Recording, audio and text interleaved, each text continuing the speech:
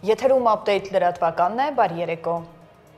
Եվ այսպես վարչապետը հեռախոսազրույց է ունեցել Թուրքիայի նախագահի հետ։ Նիկոլ Փաշինյանը շնորհավորել է Կուրբան Բայրամ տոնի առիթով։ Էրդողանն էլ շնորհավորել է Եվրոպական քաղաքական համայնքի գագաթնաժողովը 2026 թվականի գարնանը Հայաստանում անցկացնելու առիթով։ Զրուցակիցները քննարկել են Հայաստան-Թուրքիա հարաբերություններին եւ տարածաշրջանային զարգացումներին վերաբերող հարցեր, պայմանավորվել շարունակել երկխոսությունը։ Թուրքիայի հետ դիվանագիտական հարաբերություններ չունենալով Հայաստանը շատ ավելի ակտիվ եւ արդյունավետ երկխոսություն է վարում, քան շատ երկրներ, որոնք ունեն դիվանագիտական հարաբերություններ։ Բյուջեի քննարկման ժամանակ հայտարարել է արտաքին գործերի նախարարը։ Արարատ Միրզոյանը վստահեցրել է, որ Երևանի եւ Անկարայի երկխոսությունը երկար ժամանակ զարգանում է շատ դրական ուղղությամբ։ Սակայն ժամանակն է ստանալ վերջնական արդյունքը։ Նախարարն անդրադարձել է Միացյալ Նահանգների պետքարտուղարի Հայաստանի եւ Ադրբեջանի միջև հակամարտության հնարավոր վտանգի մասին հայտարարությանը, նշել, որ քանի դեռ վերջնական չենք հանգել խաղաղության, չենք ստորագրել եւ ձեռք չենք սեղմել, էսկալացիայի վտանգ կա։ Կոնկրետ բանի գույս չէ, որ հայտնել է Միացյալ Նահանգների քարտուղարությունը, ասել է նախարարը։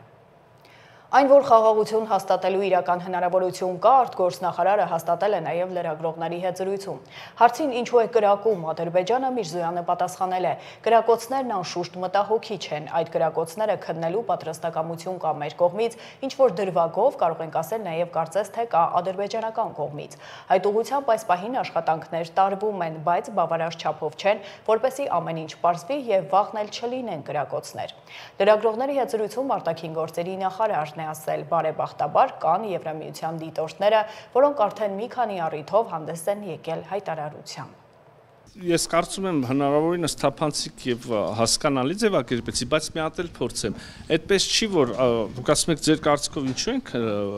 եւ պատգամավորները հարցում են ինչու են այդ կրակոցները հնչում եւ ինչա արվում։ Ես նորից եմ ուզում կրկնեմ։ Իհարկե մենք ադրբեջանական կողմին տեղեկացնում ենք կրակոցների մասին եւ ասում ենք, որ մեր տեղեկատվությամբ եւ նաեւ փաստական տվյալներ ենք փոխանցում, որ այդ կրակոցները հնչում են ադրբեջանական կողմից։ Սա նաեւ հրապարակային ենք անում։ Նույն կերպ ադրբեջանական կողմը, ես փորձում եմ ուղղակի չեզոք եւ օբյեկտիվ ներկայացնել գործընթացը։ Նույն կերպ ադրբեջանական կողմը իրենց հրապարակային ուրեմն անդրադարձերով եւ հանդիպումների ժամանակ ասում են, չէ, մենք չենք կրակում, դուք եք կրակում։ Եվ մենք էլ ասում ենք, դե դուք տվեք փաստական ուրեմն ապացույցներ եւ առաջարկում ենք ձևավորել համատեղ հետաքննող մեխանիզմ մասնագետների կողմից, որոնք կկարողանան ահազանգի դեպքում մոտենան կոնկրետ վայր եւ փորձեն, չգիտեմ, այդ հանգամանքները ուսումնասիրել։ Հիմա խոսակցություն ադրբեջանական կողմի հետ ունենք։ Որոշակի ըմբռնում էլ կա, անկեղծ ասած։ Ունենք այդ մեխանիզմը արդեն վերջնական ձևավորած, դե ոչ, ախր այս բոլորը, ինչի մասին խոսում ենք հարցեր են, որտեղ որևէ մեկը ցավոք սրտի չի կարող միանշանակ ասել, որ վերջ պայմանավորված է, փոխըմբռնում կա, հասկանում ենք։ Միևնույն ժամանակ չեմ կարող ասել, որ ընդհանրապես մերժողական կեցված կա,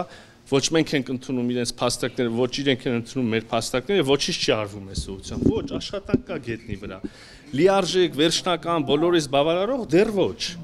Այսինքն ուզում եմ ասեմ շատ նուրբ բան հարցերի մասին է։ Ահա, հիմա նաև անդրադառնանք։ Բարեբախտաբար կան Եվրոպական միության դիտորդները,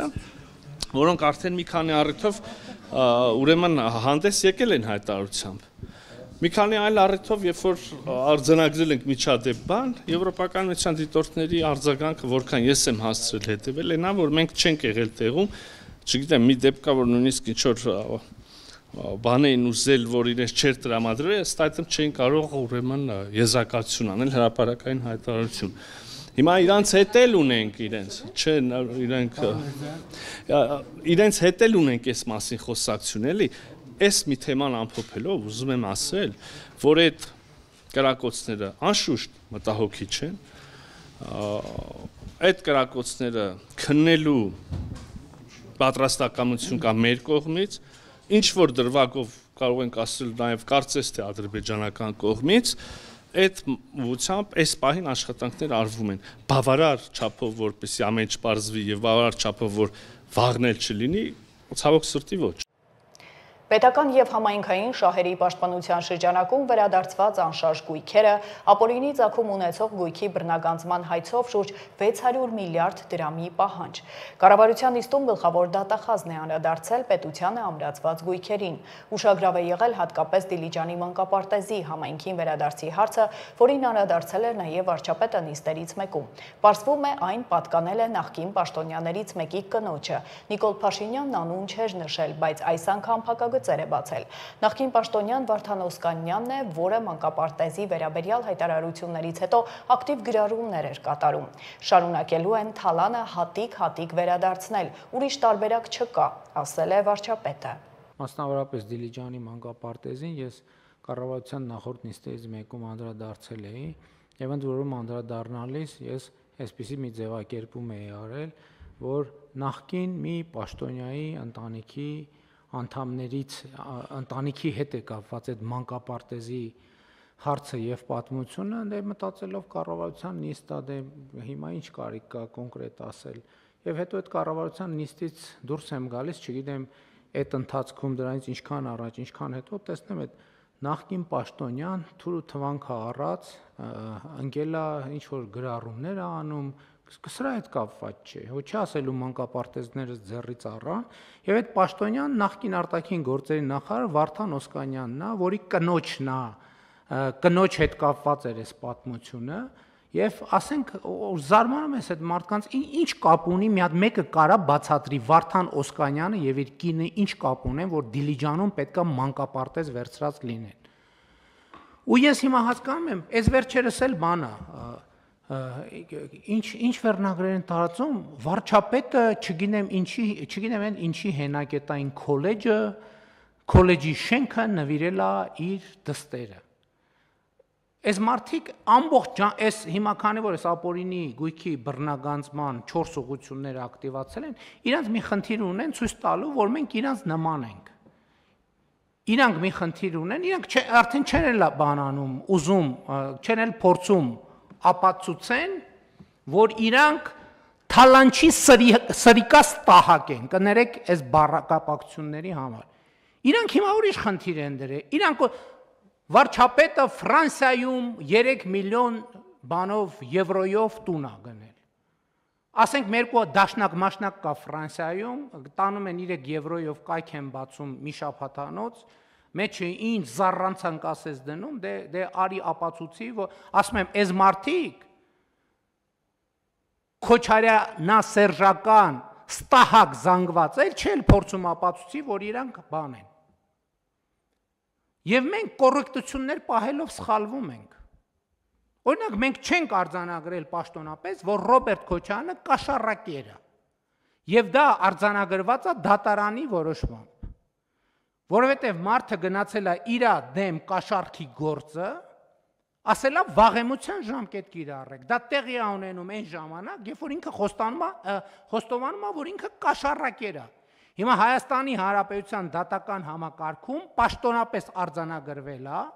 որ Հայաստանի Հանրապետության երկրորդ նախագահի պաշտոնը զբաղեցրած անձը կաշառակեր է։ Թողնան դատի տան։ Հիմա սրանից հետո ես երբ ելույթ ունենամ Ռոբերտ Քոչարյան անունը հնչի, ասելու եմ կաշառակեր Ռոբերտ Քոչարյանը եւ այլն եւ այդպես շարունակ։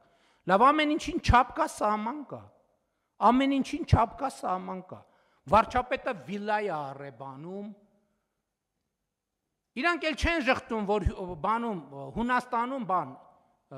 կղզի ունեն։ Իրանք այլևս չեն կարա պաշտպանվեն, որ իրանք թալանչի կաշառակեր են։ Իրանք ուզում են ցույց տան, որ դե իրանք էլ են, իբր մենք էլ ենք թալանչի կաշառակեր։ Չեք հասնի այդ նպատակին։ Շարունակելու ենք այդ բոլոր թալանվածները հատիկ վերադարձնել։ Ուրիշ տարբերակ չկա, չեմ փախնի։ Ոնց որ ասել են ոչ մի ձուկ եւ ոչ մի մուկ չի պլստալու, արդեն չեմ պլստում։ Ու դրանից անկանոն շարժումներ եւ անկանոն գորգորոսներով լցրել են Հայաստանի Հանրապետությունը։ Դիլիջանի մանկապարտեզը այո 19 տարի շարունակ չի բարեկարգվել եւ պատկանել է առաջինը երեխաներին հասարակական բարեգործական կազմակերպությանը հիմնադրամին, որը ճիշտ է պատկանել է նախկին արտաքին գործերի նախարար Վարդան Օսկանյանի տիկնոջը, տիկին Նանե Օսկանյանին եւ ըստ էության քրեական վարույթի շրջանակներում է, որ հաշտության արդյունքում համայնքի հետ 19 տարի շարունակ ուղղակի դատարկ կանգնած շենքը վերադարձվեց համայնքին եւ մենք նաեւ ճշտել ենք արդեն մեր գործընկերներից, որ ներառված է սուբվենցիոն ծրագրում եւ առաջիկայում նույնիսկ ներկայացված է կառավարության հաստատմանը, որպեսզի մանկապարտեզը վերանորոգվի, հիմնանորոգվի ըստ էության եւ մեր հաշվարկներով մոտ 120 երեխա դուրսեր մնացել նախադպրոցական կրթությունից հենց այս մասնաշենքը ժամանակին շահագործման չհանձնելու արդյունքում։ Ես ուզում եմ այնուամենայնիվ եւս մեկ անգամ այս սուր տեղեկատվությանը մենք անդրադառնանք, որովհետև ստացվում է, որ Վարդան Օսկանյանի կինը բարեգործական կազմակերպություն է հիմնադրում եւ այդ բարեգործական կազմակերպության իրականացած ճակերտավոր բարեգործության արդյունքում տարեկան 120 երեխա, եթե անգամ ամեն երեխա միջինը 2 տարի գնա մանկապարտեզ, ապա ստացվում է 1200 դիլիջանցի երեխա 20 տարի զրկվել է մանկապարտեզ գնալու իրավունքից։ Այսինքն Վարդան Օսկանյանի եւ իր տիկնոջ բարեգործության արդյունքում 1200 դիլիջանցի երեխա ընդհանրապես 20 տարվա ընթացքում չի գնացել մանկապարտեզ։ Այս մարդկանց բարոյական նկարագիրը եւ իրանց իրականացած բարեգործությունների շրջանակը, որից Հայաստանի Հանրապետության քաղաքացիները մինչեւ կոկորտը կուշտեն։ Նիստում նաև հաստատվել է թմրամիջոցների ապօրինի շրջանառության դեմ ռազմավարական գործողությունների ծրագիրը։ Ներքին գործերի նախարարը նախ ներկայացրել է վիճակագրությունը, ապա նշել, որ թվերը մտահոգիչ են եղել Հայաստանում, հետևաբար ռազմավարական մոտեցում են փոխել։ Շեշտադրվել է ներմուծման ու արտադրման շղթան։ Արփինե Սարգսյանն ասել է, որ նախորդ տարի թվերը նվազել են, վարչապետն էլ նկատել է։ Լրացուցիչ պետք է հստակեցվի, արդյոք քիչ բացահայտում նշանակում է շրջանառությունն է նվազել, թե բացահայտումների թիվն է փոքր։ Ասեմ, այս ռազմավարական մոտեցման շրջանակներում մենք 2023-ը, երբ որ համեմատում ենք 2024 թվականի հետ, արձանագրում ենք, որ 24 թվականի ընթացքում ամբողջ իրավապահ համակարգի աշխատանքի եւ համագործակցության ինտենսիվացման արդյունքում ապօրինի շրջանառությունից դուրս ենք բերել շուրջ 426 կիլոգրամ թմրամիջոց, որը շուրջ 200 կիլոգրամով ավելին է, քան 2023 թվականը։ Եվ եթե համադրենք նաեւ 2025 թվականի առաջին մի քանի ամիսների տվյալները, ապա արդեն իսկ հասցրել ենք համատեղ ուժերով դուրս բերել 173 կիլոգրամ թմրամիջոց ընդհանուր շրջանառությունից, կրկին թիրախավորելով հատկապես ներմուծման process-ը։ Կարծում եմ այս տեմպով աշխատանքները շարունակելու պայմաններում կկարողանանք ավելի լավ արդյունքներ ունենալ, բայց բնականաբար հարցը ունի այլ շերտեր, պիտի շարունակենք մեր թիրախավորումը կրթության ոլորտի մասով, առողջապահության ոլորտի մասով, հանրային իրազեկման եւ նաեւ իրավապահ համակարգի աշխատակիցների կարողությունները եւ նաեւ հնարավորությունները հզորացնելու առումով եւ նաեւ կարեւոր եմ համարում այն հանգամանքը, որ ռազմավարությունը ի վերջո նշում է, որ թմրամիջոց օգտագործողին պետք չպիտի վերաբերենք որպես հերթական թիվ, որի հետևում կանգնած է մի թիվ, որը մեր ընդհանուր վիճակագրության մեջ արտացոլվում է, գործ ունենք մարտ անհատի հետ, որի հետ որ հետագծելիության պիտի տանենք կոնկրետ աշխատանք, որպեսզի ցիկլը նորից չմտնի շրջանառության մեջ եւ կարողանանք ունենալ ի վերջո անձի բուժում, սոցիալական ինտեգրում եւ նաեւ վերադարձ դեպի հանրություն առանց որևէ պիտակավորում։ Մենք ռազմավարության քննարկումների ընթացքում անդրադարձել ենք այդ խնդրին, որ այնուամենայնիվ այս պարագայում բացահայտումների մեծ թիվը եւ բացահայտումների փոքր թիվը այնուամենայնիվ իրենք դեռ լրացուցիչ ըմբռնման անհրաժեշտություն ունեն, որովհետեւ երկու իրավիճակ է, եթե մենք շատ բացահայտում ենք, այդ նշանակում է թմրամիջոցների շրջանառությունը մեծացել է, թե նշանակում է մենք ավելի լավ ենք բացահայտում, այսինքն սա հարց է, որը այդքան հստակ եւ միանշանակ պատասխան չունի։ Եվ երկրորդը, եթե մենք քիչ ենք բացահայտում, նշանակում է շրջանառությունն է քչացել, թե մենք սկսել ենք ավելի վատ բացահայտել։ Եվ նաև այս դիլեմաների հետ առնչվելու համար մենք ռազմավարության մեջ Տիկին Սարգսյանը դրան անդրադարձավ, մի այսպիսի շատ կարևոր, կարծում եմ, որոշում ենք կայացրել, որ մեր ջանքերը կասեցնելու ներմուծումը թմրամիջոցների Հայաստանի Հանրապետություն եւ Հայաստանի Հանրապետությունում արտադրությունը պետք է ավելի ինտենսիվ լինեն, այսինքն հարվածի հիմնական ուղղությունները պետք է ուղղված լինեն արտադրությանը եւ ներմուծմանը, որովհետեւ հա շատ լավ, վաճառողին բռնում ենք, դատում ենք, դրա տեղ գալիս է նոր վաճառող։ Իրան էլ կարող ենք բռնել եւ ըստ էության կա, որ բավականին մեծ թվով այդ գործերը կան, բայց հին վաճառողին փոխարինում է նոր վաճառողը։ Երբ որ մենք աղբյուրին ենք հարվածում, ներմուծում եւ հնարավոր արտադրություն Հայաստանի տարածքում մենք իհարկե շարունակելով նաեւ տարածման դեմ պայքարը, այստեղ իհարկե մեր պայքարը շատ ավելի արդյունավետ կլինի եւ ես կարծում եմ, որ նաեւ մեր կայացրած մի շարք որոշումներ հնարավորություն են տվել, որ մենք ավելի շատ բացահայտումներ անենք, մասնավորապես ներմուծումների մասով եւ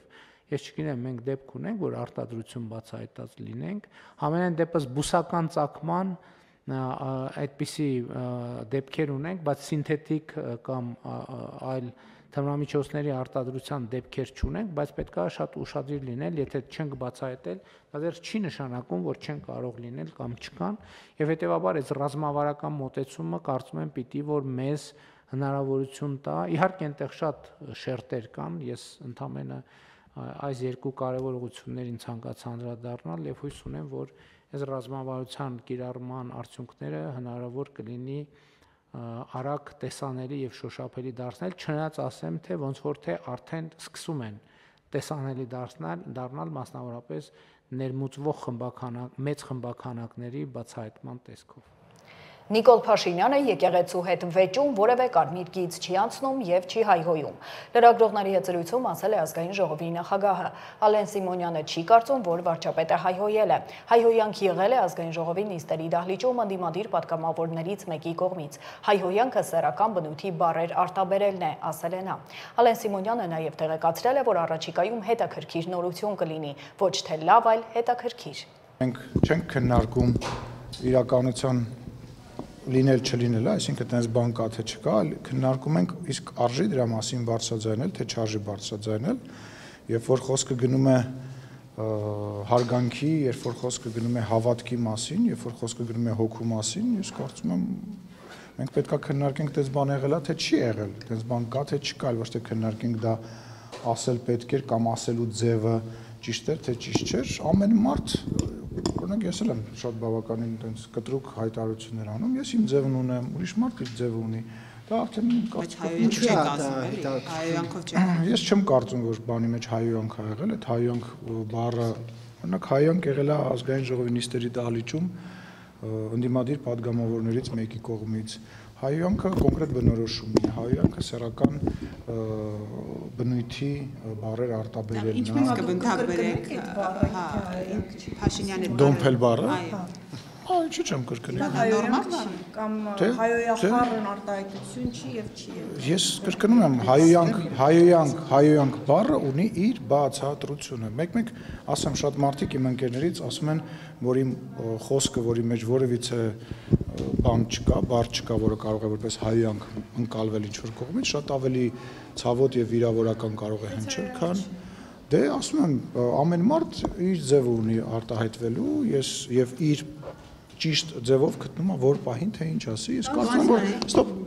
կարծում եմ, որ մենք պետք է քննարկենք իսկ բովանդակությունը ինչի չենք քննարկում, որովհետև մենք սիրում ենք, այսինքն մենք սիրում ենք ձևը քննարկել, այսինքն լավ ձևը քննարկեցինք, անցանք գնացինք։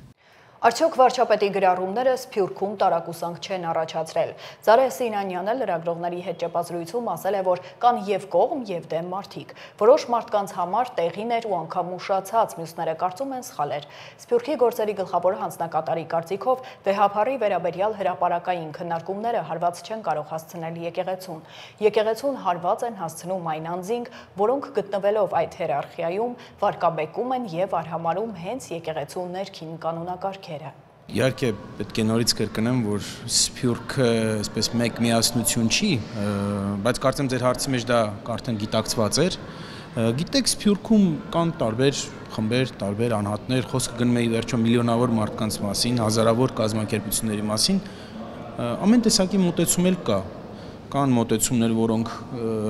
անվերապահորեն համաձայն են վարչապետի արտահայտած մտքերի հետ, կան կազմակերպություններ, որոնք տարակուսանք ունեն։ Որոնք տարակուսանք ունեն։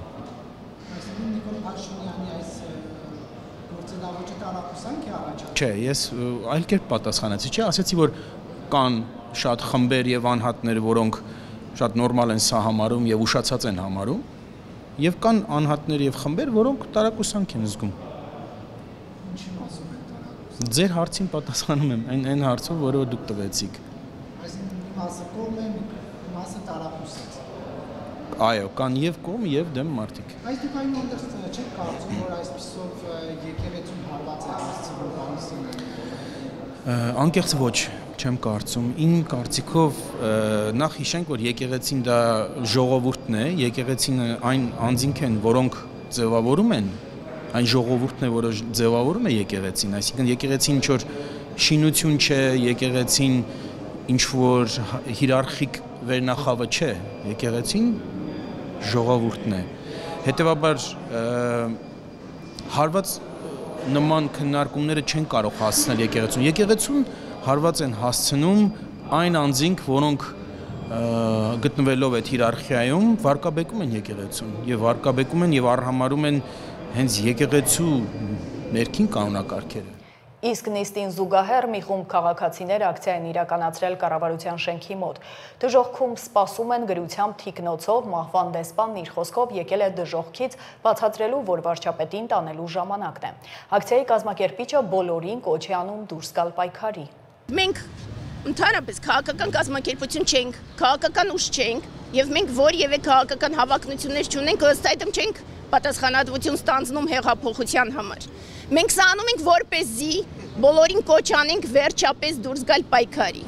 որովհետև սա արդեն ընդհանրապես անընդունելի է եւ ինչպես անցած անգամ ասում էինք, Նիկոլը հատեց վերջին կարմիր գիծը։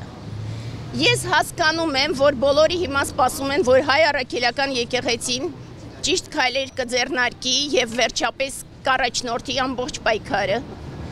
Ինձ իրավունք չեմ վերապահում մեկնաբանելու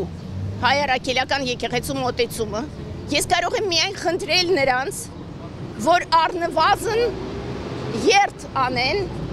որպեսզի հին ավանդության համաձայն առաջինը էքզորցիզմ անեն այս ճարիքի, որը որ զավթել է Հայաստանի Հանրապետության կառավարությունը, եւ իր ճարիքը ոչ միայն մարմնավորում է, այլ նաեւ տարածում է ամբողջ Հայաստանով, ինչի պատճառով մենք տեսնում ենք անդադար արհավիրքներ, անդադար կորուստներ եւ անդադար տառապանք։ Չի կարելի ազգին դավաճանել եւ արդար մնալ։ Նիկոլ Փաշինյանը, եթե ուզում է խոսել բարոյականությունից, թող նախ եւ առաջ ինքը մտածի իր սովորական աշխարհիկ օրենքների խախտման մասին։ Ամբողջ քրեական օրենսգիրքը Նիկոլ Փաշինյանի մասին է։ Ամբողջությամբ խախտել է։ Բազում հոդվածներ կան, որոնցով հենց այսօր ինքը պիտի դատվի։ Իսկ բարոյական դաշտ գնալուց առավել եւս հոգեվոր դաշտ գնալու ինքը ընդհանրապես իրավունք չունի։ Թող նախ եւ առաջ պատասխան տա իր իրավական մեղքերի համար, քրեական մեղքերի համար։ Իշխանություն եկեղեցի լարվածությունը պահպանվում է, Գերագույն հոգևոր խորհուրդը հանդես էր եկել հայտարարությամբ վարչապետի գրառումները որակելով հակաեկեղեցական ու կործանարար։ Թեման գլենդելի Սուրբ Մարիամ Աստվածածին հայկական եկեղեցու բակից մեկնաբանել է Ռաֆայել Մնացականյանը։ Լոս Անջելեսյան երկինքը այսօր խորհրդանշում է հայաստանյան ներքաղաքական իրավիճակը, որը ցավոք ներառում է նաև հոգևոր դաշտը։ Կարճ ասած, ինչպես տեսնում եք, ամպեր են կուտակվում եւ տեղումները, այն էլ հորդարատ տեղումները կարծես անխուսափելի են։ Իսկ թե այս անձրևները կլվանան, թե կխեղդեն մասնակիցներին, դա արդեն ցույց կտա ժամանակը։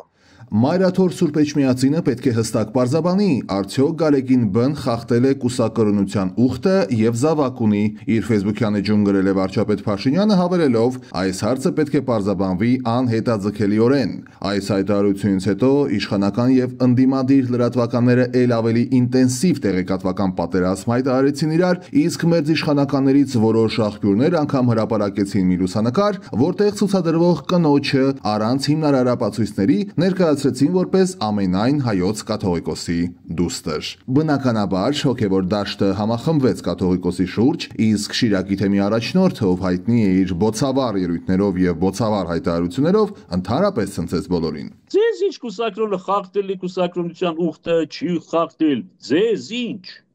Դա ձեզ չի վերաբերում, ոչ էլ կանոնագրքի հոդվածներն են ձեզ վերաբերում։ Այս պատասխանը զարմացրեց շատերին, ինչպես թե ձեր ինչ գործն է։ Փաստորեն, եթե այս տեսանկյունից ենք մոտենում հարցին, ապա նույն տրամաբանությամբ կարող ենք հարցնել, դե ձեր ինչ գործն է, վարչապետը ինչ է բանակցում, ինչպես է բանակցում, բատուկ ինչու եք հանդես գալիս վերջինիս հրաժարականի պահանջով։ Իդեպ չի կարելի բացառել նաև այն տակտիկական հնարքը, որ գուցե Փաշինյանն է կիրառել։ Տեսեք, դուք մտնում եք իմ գործերի մեջ, ես էլ կարող եմ ձեր գործերի մեջ մտնել։ Այնինչ ես հիշեցնեմ, որ իշխանությունն ու եկեղեցին իրարից բացարձակապես անջատ պիտի լինեն։ Սա գուցե մեսիջ է ուղղված հոգևորականությանը, ինչպես Փաշինյանն է սիրում ասել. հանգիստ նստեք տեղներդ։ Հանգիստ նստեք տեղներդ։ Անկախ ամեն ինչից ես կողմերին եւս մեկ անգամ հորդորում եմ չափազանց զգուշ լինել իրենց հայտարարություններում։ Բայց նաեւ ինչ խոսք, հստակության կողմնակիցն եմ։ Եթե մեղադրանքները, որոնք ամենաբարձր մակարդակներում արդեն տևական ժամանակ է հնչում են, եթե այդ ամենը իրական է, ապա անկասկած իշխանությունները պիտի գնան մինչև վերջ, չնայած մյուս կողմից այդ որ հարցում է իշխանությունը մինչև վերջ գնացել, որ այս հարցում գնա։ Իրապես, այս իշխանությունների արդեն ձեռագիր դարձած քաղաքականությունն է բացել մի թեմա, այն շիկացնել, պտտել, բայց չհանգուցալուծել։ Արդյունքում փոխանակ հարցերին տրվեն սպառիչ պատասխաններ, նոր հարցեր են առաջ գալիս։ Հիմա էլ հոգևոր դասը։ Արդյոք նախորդ ձախողումները դաս չեղան։ Արդյոք հայերի համար կարևոր ու չափազանց զգայուն թեմային դիպչելով ել ավելի չեն խորացնի հասարակական բևեռացումը։ Համենայն դեպս պատմությունը մեզ հուշում է, որ հոգևոր դաս իշխանություն այս մենամարտը հիմնականում ավարտվում է հոգևորի հաղթանակով եւ ինքնիշխանության կորստով։ Եվ որպես թեմայի վերջնական ակորդ վարչապետ Փաշինյանը հանդես եկավ եւս մեկ գրառմամբ, այս անգամ խոսքը ուղղելով անձամբ կաթողիկոսին։ Իմ ընկալմամբ ամենայն հայոց կաթողիկոսը անքննելի հեղինակություն է, արդարության անսասան պաշտպան, ճշմարտության անառարկելի աղբյուր։ Չեմ կարող հավատալ, որ ամենայն հայոց կաթողիկոսը կարող է ճշմարտություն կոծկողի դերում լինել։ Չեմ կարող հավատալ, որ ամենայն հայոց կաթողիկոսի բերանից կարող է հնչել այլ բան, քան ճշմարտությունը։ Գարեգին բն ինքը անձամբ թող պարզաբանի, արդյոք խախտել է կուսակրոնության ուխտը եւ արդյոք զավակ ունի։ Մենք իր հոտը իրավունք ունենք իրենից լսելու ճշմարտությունը։ Եվ որպես ամփոփում, եթե բանը հասել է այնտեղ, որ գերագույնը եւ ծայրագույնը մենամարտի են դուրս եկել, լավ կլինի գործը կիսած չթողնել։ Իդեպ սա երկու կողմերին է վերաբերում։ Առանց այդ էլ վիճակը վատ է։ Մթնոլորտը թունավորված է, ժողովուրդը հասկանալի պատճառներով հուսալքված է, ընդդիմությունը ռևանշիզմի, դոփինգի ստոգորված, սպառակտված է, իսկ իշխանություններն էլ կներեք այս բառից համար արխային են։ Ու եթե մի բան է լինելու, լավ կլինի հիմա անեք վերջացնենք։ Ապացուցում եք, դրժում եք, մերժում եք, տղեկ, ինչ որ անելու եք, եկեք արեք հիմա, վերջացնենք, քանի կյանքներս խաթարված է։ Թե չէ վաղը մյուս օր այս ամենը կանցնի, մենք կընկնենք հունի, մթնոլորտը կարողանա, էլի այս չլուծված հարցերը բերելու եք մեջտեղ ու թունավորելու եք մեր կյանքը, իսկ մենք հոգնել ենք, իրապես հոգնել ենք։ Եվ ինչպես ասում է ժողովրդական ասացվածքը, երկաթը տակ են ծեծում, չնայած մեր երկաթը վաղուց, շատ վաղուց արդեն սառել է։ Մտածեք այդ ուղղությամբ։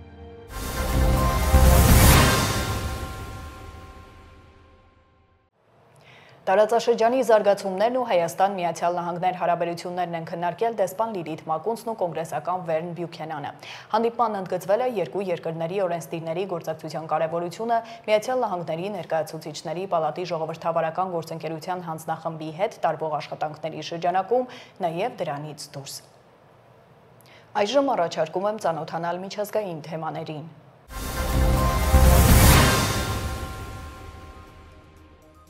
Ռոմի Պապը հեռախոսազրույց է ունեցել Ռուսաստանի Դաշնության նախագահի հետ։ Հեռախոսազրույցի ընթացքում Ռոմի Պապը հայտարարել է ռուս-ուկրաինական հակամարտության կարգավորման շուրջ բանակցային գործընթացը շարունակելու կարևորության մասին։ Այս մասին հայտնել է Վատիկանի մամուլի ծառայությունը։ Պապը կոչ է արել, որ Ռուսաստանը խաղաղությանը նպաստող ժեստ անի։ Նա ընդգծել է երկխոսության կարևորությունը կողմերի միջև դրական շփումներ ստեղծելու եւ հակամարտության լուծումներ գտնելու համար։ Ուկրաինական ճգնաժամի շուրջ զրույցի ընթացքում խոսվել է հումանիտար իրադրության, կարիքի դեպքում օգնություն տրամադրելու անհրաժեշտության եւ ռազմագերիների փոխանակման հարցում ջանքերը շարունակելու մասին։ ԱՄՆ պետքարտուղարի առաջին տեղակալ Քրիստոֆեր Լանդաուն հանդիպել է Ուկրաինայի նախագահի գրասենյակի ղեկավար Անդրեյ Երմակի եւ առաջին փոխվարչապետ Յուլիա Սվիրիդենկոյի հետ քննարկելու բանակցությունների միջոցով խաղաղության հասնելու հույժ կարևորությունը։ Պետքարտուղարի տեղակալը վերահաստատել է ԱՄՆ նախագահ Դոնալդ Թրամփի կոչը դիվանագիտական ջանքերը շարունակելու եւ հունիսի 2-ին Ստամբուլում Ուկրաինայի եւ Ռուսաստանի միջև կայացած հանդիպումից հետո հաջորդ քայլերը վերանայելու վերաբերյալ։ Գերմանիայի կանցլեր Ֆրիդրիխ Մերցը ընտրվելուց հետո առաջին անգամ ժամանել է ԱՄՆ հանդիպելու նախագահ Դոնալդ Թրամփի հետ։ Սա կլինի կանցլերի եւ ԱՄՆ նախագահի առաջին հանդիպումը։ Սպիտակ տունը, ինչպես սպասվում է, կկենտրոնանա Գերմանիայի պաշտպանական պարտավորությունների ավելացման, ինչպես նաեւ Մերցի պատրաստակամության վրա առաջընթաց գրանցելու Եվրոպայի եւ ԱՄՆ-ի միջև սակագնային բանակցություններում։ Կանցլերը իր հերթին հավանաբար կփորձի համոզել ԱՄՆ նախագահին Ռուսաստանի դեմ նոր պատժամիջոցների անհրաժեշտության հարցում։ Միացյալ Նահանգները վետո է դրել ՄԱԿ-ի անվտանգության խորհրդի բանաձևի նախագծի վրա, որը պահանջում է անհապաղ դադարեցնել կրակը Գազայի հատվածում։ Փաստաթուղթը բաղկացած է 4 կետից։ Բանաձևը բովանդակում է անհապաղ, անվերապահ եւ մշտական հրադադարի պահանջ Գազայում, որը կպահպանեն բոլոր կողմերը, ինչպես նաեւ Պաղեստինյան անկլավում պահվող բոլոր պատանդների ազատ արձակում։ Բացի այդ, բանաձևի նախագծի հեղինակները պահանջում են անհապաղ եւ անվերապահորեն վերացնել Գազային մարդասիրական օգնության մատակարարման բոլոր սահմանափակումները, որոնք իրականացնում են ինչպես ՄԱԿ-ը, այնպես էլ նրա գործընկեր հումանիտար կազմակերպությունները։ Բանաձևի նախագիծը պատրաստվել է ՄԱԿ-ի անվտանգության խորհրդի 10 ոչ մշտական անդամների կողմից։ ԱՄՆ-ն անվտանգության խորհրդում եղել է միակ երկիրը, որը հավանություն չի տվել բանաձևին։ ԱՄՆ նախագահ Դոնալդ Թրամփը վերականգնել է իր առաջին նախագահական ժամկետի քաղաքականությունը եւ հայտարարել, որ 12 երկրների քաղաքացիներին կարգելվի այցելել Միացյալ Նահանգներ, իսկ 7 այլ երկրների քաղաքացիների նկատմամբ մուտքի սահմանափակումներ կմտցվեն։ Արգելքը ուժի մեջ կմտնի հունիսի 9-ից։ 12 երկրներից մի քանիսի նկատմամբ մուտքի արգելք էր սահմանվել նաեւ Թրամփի առաջին նախագահության ընթացքում։ Նոր արգելքը տարածվում է Աֆղանստանի, Մյանմարի, Չադի, Կոնգոյի Հանրապետության, Հասարակածային Գվինեայի, Էրիտրեայի, Հայիթի, Իրանի, Լիբիայի, Սոմալիի, Սուդանի եւ Եմենի վրա։ Իսկ վիզային խստացված սահմանափակումների տակ հայտնված երկրներն են Բուրունդին, Կուբան, Լաոսը, Սիերա Լեոնը, Տոգոն, Թուրքմենստանը եւ Վենեսուելան։ ԱՄՆ նախագահ Դոնալդ Թրամփը նախնական 6 ամիս ժամկետով կասեցրել է այն օտարերկրացիների մուտքը երկիր, որոնք փորձում են դառնալ Հարվարդի ուսանող կամ մասնակցել համալսարանի փոխանակման ծրագրերին։ Թրամփը դա պայմանավորել է ազգային անվտանգության սպառնալիքներով եւ 6 ամիս հետո կասեցումը կարող է երկարաձգվել։ Հարվարդի համալսարանը հայտարարություն է տարածել դատապարտելով Թրամփի որոշումը եւ խոստանալով, որ կպաշտպանի իր միջազգային ուսանողներին։ Թրամփի վարչակազմը մի շարք քայլեր է ձեռնարկել ԱՄՆ-ի ամենահին եւ ամենահարուստ համալսարանի դեմ, սառեցնելով միլիարդավոր դոլարի դրամաշնորհներ եւ այլ ֆինանսավորում ու առաջարկելով դադարեցնել համալսարանի հարկերից ազատված կարգավիճակը։ Հարվարդում պնդում են, որ վարչակազմը վրեժխնդիր է լինում, քանի որ իրենք հրաժարվել են տեղի տալ Սպիտակ տան պահանջներին, վերահսկելու համալսարանի կառավարումը, ուսումնական պլանը եւ պրոֆեսորադասախոսական կազմի եւ ուսանողների գաղափարախոսությունը։ Ռուսական անօդաչու թռչող սարքերը հունիսի 5-ի գիշերը գրոհել են Ուկրաինայի Չեռնիգովի մարզի Պրիլուկի քաղաքը, որի հետևանքով զոհվել է առնվազն 5 մարդ, այդ թվում 1 տարեկան երեխա, հայտնել է Չեռնիգովի մարզային ռազմական վարչության ղեկավարը։ Նրա խոսքով Պրիլուկիի վրա հարձակվել է առնվազն 6 անօդաչու թռչող սարք։ Դրանք վնասել են բնակելի թաղամասերի տները։ Նա հավելել է, որ տեղեկություններ կան 17 վիրավորի մասին, որոնք հոսպիտալացվել են։ Բացի այդ, ռուսական զորքերը գիշերը հրթիռային հարձակում են իրագործել Խարկովի վրա։ Ավելի ուշ հաղորդվել է, որ հարձակումը հրդեհ է առաջացրել բազմահարկ շենքում եւ կան զոհեր։